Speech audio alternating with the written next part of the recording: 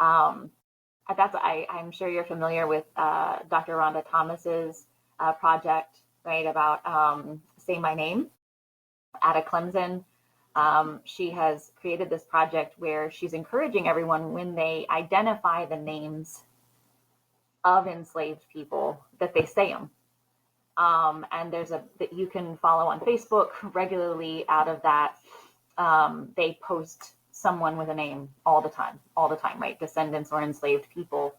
And I know that's inspired other projects, people trying to, the different memorials on college campuses, trying to name as many enslaved people as they can find.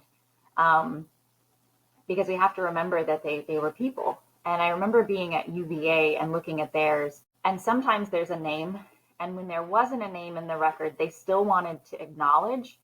And so it was usually a profession. And so they would put the profession there, right? So it may say, right, it may say carpenter, and then there's some names. And then, it might say, a blacksmith or something, but trying to acknowledge as much as possible those individuals, so they're not just a number.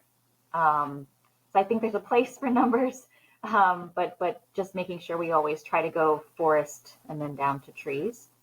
Now I don't even know where you can put what the money was, right, on those numbers about how much, when you commodify, right? How much each of those individuals were bought and sold for, and how much, say, those insurance companies made off of those vessels and things like that. Because the insurance policy was always cost more than what they paid out. And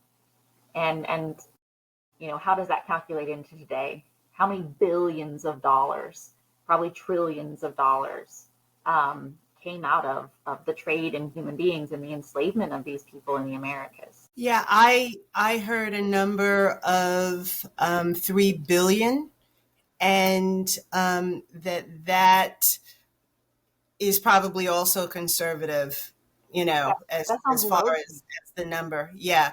That sounds low. And that number might just be for the low country, which when you think about the wealth that came out of just the low country from North Carolina to Florida, that makes sense. But if you expand it all the way out, to all of the outer southern states, then that probably is through the roof, Well, and level.